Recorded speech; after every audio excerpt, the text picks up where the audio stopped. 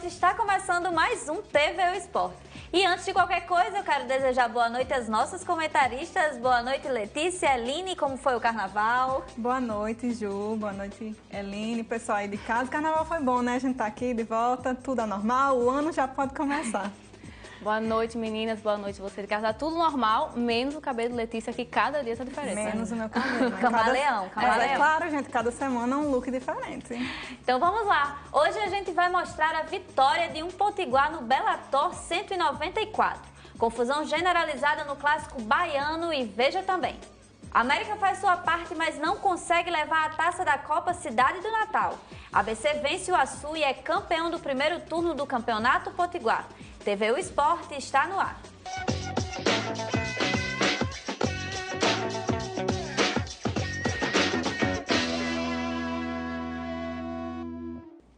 E nessa sexta-feira, o potiguar Patrick Pitbull enfrentou o americano Derek Campos no Bellator 194, em Anscaville, nos Estados Unidos. Pitbull levou a melhor e nocauteou Campos ainda no primeiro round. E para fechar o final de semana, neste domingo teve o UFC Austin. O evento contou com a presença de 3 brasileiros no card. Mas primeiro a gente vai falar dessa vitória do Patrick, aí nosso representante potiguar. Diretamente de Mossoró. Sim. Pois é, o Patrick, ele está há muito tempo aí no Bellator, é um dos nomes, né, do Brasil no Bellator, ele e o irmão dele, o Patrício, que inclusive é campeão dos penas. Ele está aí muito tempo tentando conquistar o cinturão. Ele sempre chega, bate na trave, tá quase igual o jogo que a gente vai falar daqui a pouco, e não consegue. Porque sempre acontece alguma coisa, ele perde, botam alguém na frente dele. Mas agora eu acho que é a vez dele, realmente. Ele está vindo de 3 vitórias com essa, ele soma 3 vitórias consecutivas. E essa é a segunda vez que ele ganha do Derrick Rose, né? Será que vai nessa? É a segunda vez que ele ganha do Derrick. Ele já ganhou dele em 2014, foi um nocaute também no segundo round. E o Patrick e o Patrício são grandes nomes aqui. Apesar de muita gente não conhecer, né? Porque eles são do Bellator, no UFC, aqui a galera conhece mais o UFC. Mas eu espero que ele consiga finalmente essa chance e realize o sonho dele, né? Que é ter o cinturão na mesma época que o irmão dele também tem. Os 2 irmãos aí campeões, que até agora não aconteceu isso, né? Tem vários irmãos aí lutando no MMA, mas nunca aconteceu dos 2 ter o cinturão ao mesmo tempo. Mas eu acho que tá mais perto, né? Agora vamos esperar. Tá, eu espero que o UFC, porque o Patrick, tanto o Patrick quanto o Patrício, eles são lutadores que eles, independentemente do resultado da luta, eles fazem um show. As lutas deles sempre são muito boas. Até perdendo, eles conseguem fazer uma luta muito boa de se ver. É bem movimentado, eles são muito bons na trocação, apesar de ter começado no jiu-jitsu, os 2, eles são muito bons na parte em pé, tem golpes muito plásticos, muito bonitos de se ver. E eu acho que ele merece a chance, né, finalmente aí conseguir o cinturão do Bellator. E o UFC ontem? Só um brasileiro se deu bem? Pois é, apenas deixa eu dar uma colinha aqui, Diego Ferreira conseguiu vencer. Eu esperava, não esperava que o Diego vencesse, né, porque o Diego está 2 anos parado. Mas ele conseguiu, finalmente, né, voltar aí com tudo. E esperava que o Massaranduba, que acabou perdendo, e o Thiago Pitbull também vencesse, porque eram lutadores que já vêm aí de bons resultados, são muito bons na parte em pé também, mas infelizmente não aconteceu, né? Eline, fala bem rápido sobre Vitor, que vai se aposentar. Sim, aí luta contra o Lyoto. Vitor finalmente vai fazer essa luta de aposentadoria, que tá um negócio, não sai nunca, e ele escolheu um amigo dele, né, entre aspas, o brasileiro Lyoto Machida, que venceu recentemente. E eu acho que vai ser uma luta muito difícil, porque os 2 estão numa fase muito complicada, né? Eles estão alternando derrotas e vitórias, e também tem a questão da idade, né? Que já para um lutador de MMA, ele já tem o Vitor principalmente tem uma idade muito avançada, digamos assim. E os estilos são muito diferentes, então eu não tenho um palpite ainda para essa luta, né? E a gente vai esperar dia 12 de maio para ver essa luta, que eu acho que vai ser muito boa. E agora a gente vai ver o que de melhor rolou no mundo esportivo na última semana. Liga dos Campeões, Copa do Brasil, Olimpíadas de Inverno e muito mais, você confere agora no Giro Esportivo. O Giro Esportivo dessa semana começa congelando. É que as Olimpíadas de Inverno estão acontecendo este ano na Coreia do Sul. E se o Brasil já não tinha muitos representantes em sua delegação, agora contou com mais um desfalque. Isabel Clark se despediu das aventuras na neve com a lesão sofrida nos treinos, às vésperas da competição. A carioca de 41 anos participou de 3 edições dos Jogos Olímpicos e é dona do melhor resultado brasileiro em Jogos de Inverno. Falando em bons resultados, a norueguesa Merit Bjørgen se tornou a maior recordista de medalhas em Jogos Olímpicos de Inverno. Ela faturou seu 13º pódio e se tornou a primeira mulher na história a conquistar 7 ouros olímpicos. Ainda falando das mulheres, a snowboarder americana, filha de coreanos, Chloe Kim, conquistou o ouro de halfpipe com apenas 17 anos. Agora vamos falar de futebol. Na Copa do Brasil, o Fluminense goleou o Salgueiro de Pernambuco por 5-0 e avançou na competição. Além do clube carioca, o São Paulo também garante vaga, pois venceu o CSA por 2-0. Vitória, Náutico e CRB também avançaram. A zebra ficou por conta do Ferroviário, que bateu o Sport de Recife nos pênaltis e conseguiu classificação histórica. E pela Liga dos Campeões, Juventus e Tottenham se enfrentaram. Higuaín marcou os gols da Juve, perdeu um pênalti e o Tottenham arrancou o empate. O resultado por 2-2 teve sabor de vitória para os Spurs, que jogavam fora de casa. Já o Liverpool goleou o Porto por 5-0. Os Reds fizeram um verdadeiro passeio no jogo da ida e ficaram com o pé nas quartas de final. A partida mais esperada da rodada teve de um lado o Real Madrid em má fase e do outro o PSG de Neymar. Os madrilenhos levaram a melhor, vencendo por 3-1. Mas o que foi destaque na mídia foram os comentários a respeito do comportamento do brasileiro Neymar. No último sábado, teve disputa de enterradas no All-Star Game. O torneio contou com diversas homenagens a ex-jogadores e enterradas históricas. O destaque ficou com Larry Nance Jr., que imitou o pai com uma ponte aérea lançada por Larry Nance, que ganhou o torneio em 1984. O Giro Esportivo fica por aqui. Agora é com vocês, meninas.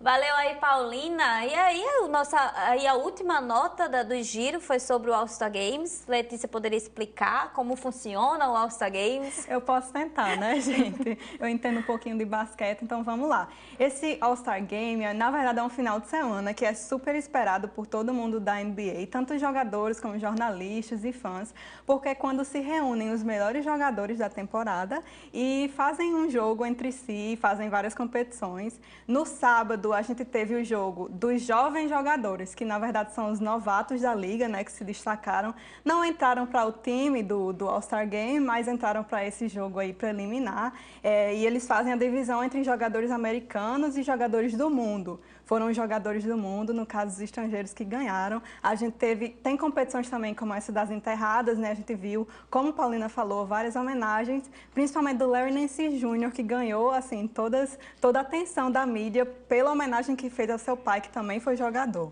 Mas aí o All-Star Game em si, nesse ano, ele mudou um pouco, né? Reformularam aí o final de semana, esse jogo em particular, porque antes era feita uma divisão pelas conferências, né? A gente sabe que na NBA tem a diferença da Conferência Leste e Conferência Oeste. Então, os jogadores que eram chamados para o All-Star Game da Conferência Oeste formavam um time e da Leste formavam outro. Só que esse ano eles determinaram capitães. E os capitães foram ninguém menos do que LeBron James no leste e Steph Curry no oeste. As estrelas da NBA. Exatamente. Aí eles fizeram tipo um draft, né? Eles escolheram escolha por escolha cada jogador que eles queriam. Então, o LeBron escolhia um, aí o Curry ia e pegava outro. Isso me lembra a queimada, quando a gente... Linha fora, a linha, né? Exatamente. Aí foi assim que eles formaram um time. Foi uma mudança super positiva, foi muito elogiada. Inclusive porque essa divisão de leste a oeste já vinha desde a década de 50, né? Então é bom a gente ver aí uma reformulação nessa competição. Foi até elogiado, né? O LeBron chegou a elogiar a mudança. Com certeza. Porque assim, na verdade, antes da temporada da NBA começar, já teve uma discussão muito grande sobre a falta de equidade, assim, de igualdade entre as ligas, porque a Conferência Oeste estava muito superior em papel à Conferência Leste. Então, o fato de misturar, né, deu esse quê a mais de competição ao final de semana. Ai, muito bom. Vamos esperar aí as disputas da NBA, que eu acho que vem muita emoção pela frente. E ontem tivemos confusão generalizada no clássico Bavi pelo Campeonato Baiano. Depois que o jogador Vinícius converteu o pênalti para o Bahia, os jogadores do Vitória não gostaram nada da comemoração e foram tirar satisfação. Foi quando começou toda a confusão e acabou com 9 jogadores expulsos. 4 do Bahia e 5 do Vitória. Assim, o árbitro foi obrigado a suspender a partida por não ter um número mínimo de jogadores pelo regulamento. Aí nós vemos cenas lamentáveis. O futebol, a gente já está cansado, né, de falar de tanta violência, muitas vezes com os torcedores, mas a gente vê profissionais Exato. Passando por isso, né? Essas cenas, gente, é muito triste de ver no futebol. A gente tá até cansado de falar cenas lamentáveis, né? Que já virou um jargão, assim, para torcidas e tudo mais. Porque, infelizmente, cada vez mais isso tá virando uma constante no futebol brasileiro. A gente viu aí esse jogo clássico baiano, né? Um jogo que mais de 18 mil pessoas estavam lá prestigiando e a gente viu que era isso que estava acontecendo em campo. Ultimamente no país a gente tem essa discussão, né, assim, violência na arquibancada, né, fora no estádio, com torcidas organizadas. Então, quando a gente vê os profissionais, os jogadores fazendo isso em campo, que mensagem isso passa? Não, né? Sem falar que a semana inteira foi o Bavi da Paz. O jogo e da acontece paz. logo isso, Não, e antes né? de começar, os jogadores ficaram abraçados em campo, intercalados, porque foram homenagear os 2 jogadores que faleceram nessa semana. As blusas até as camisas estavam personalizadas para isso. Exatamente. E é lamentável a gente ver que um jogo que inicialmente tinha uma mensagem tão da paz, assim, bonita, né, de homenagem, nem acaba, né, porque o jogo precisou ser interrompido de tantas expulsões que ocorreram. Outra cena, acho que vai sair aí, que foi no Campeonato Sul-Mato-Grossense.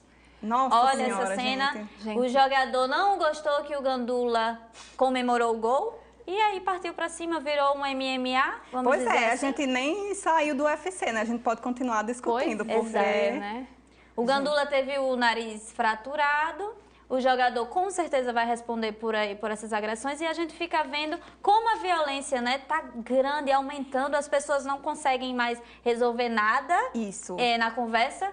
Simplesmente partem para cima e isso, gente, isso é esporte. Como que a gente isso vê por causa isso de uma aí, comemoração, né? Pois é. Ou seja, você não pode mais comemorar em campo. Pela não regra, dá o Gandula problema. realmente não poderia comemorar. Mas Mas Essa não é a reação. o que jogador tem que também ter. não ele tem que ter poderia o fazer controle isso. mental, né? Pelo menos se reclamasse, mas partir para cima, E né? esses episódios já estão chamando a atenção da mídia internacional, né? Principalmente o Bavi, por essas cenas aí que a gente não tem como apoiar, né? Só como comentar a tristeza dos eventos. E as expulsões, né, que teve aí, Exato. tá rolando aí uma dúvida E em esse relação... jogador que agrediu o Gandula, ele já foi desligado do clube. Então, graças a Deus, Pelo o menos clube isso, teve, né? né? Quero uma ver opção. agora o que é que Vitória e Bahia vão falar dessa situação, E CBF né? Porque e o tribunal que ainda não falou nada, é vamos outra esperar. coisa, né? Cada vez mais a gente está precisando resolver problemas do futebol, do esporte, no tribunal, né, gente? Por favor. Nesse jogo aí do Bavi, no clássico, teve essa confusão das expulsões, que a partir do regulamento, se expulsassem um X número de jogadores, o jogo ia ser cancelado, né? Interrompido. E tinha... Muito se especula, né, que tinha gente nos bancos, lendo o regulamento. Ainda precisam ver aí com o Mancini se foi dada essa informação para os jogadores que estavam em campo, porque a gente viu aquela última expulsão, né? Deixa eu só conferir quem foi, do Bruno Bispo. Isso. Assim, praticamente forçou o árbitro a dar o segundo cartão e ser expulso. Né? Exato. Então, com certeza, esse clássico ainda vai render bastante. A gente vai esperar aí o pronunciamento dos órgãos Fora do responsáveis. gramado, né? Isso. E a gente vai para um rápido intervalo agora e na volta tem tudo sobre a última rodada do primeiro turno do Campeonato Potiguar.